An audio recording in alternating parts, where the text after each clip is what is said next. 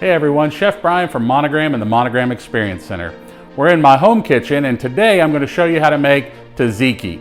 It's a cucumber yogurt dip that's delicious on roasted meats and vegetables. It's also great on its own as a dip. Really simple dish. Let's show you how to make it. We're going to start with some cucumber. This is about a half of a cucumber, medium sized, that I've grated with a box grater with the skin and the seeds and all. What you want to do is you want to salt it really lightly, and then you want to let it sit for a couple hours in the refrigerator.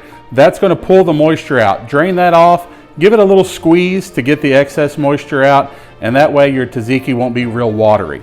So we've got that in here. We're going to take our plain Greek yogurt. We're going to spoon that in. We're going to add our garlic, just chopped garlic. We're going to add some vinegar.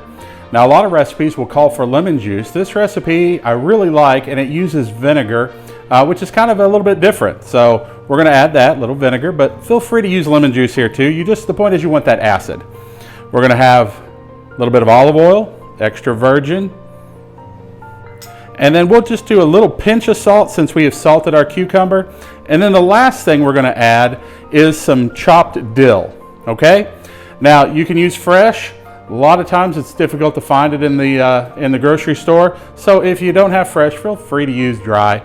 But you want to add it in closer to the serving end of this because dill tends to overpower a dish, and we don't want that. So we're going to mix that in.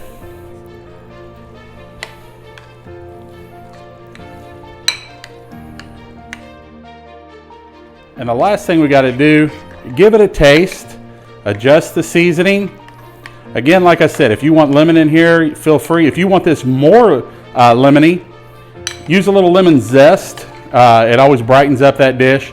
But there you go, tzatziki, give it a try.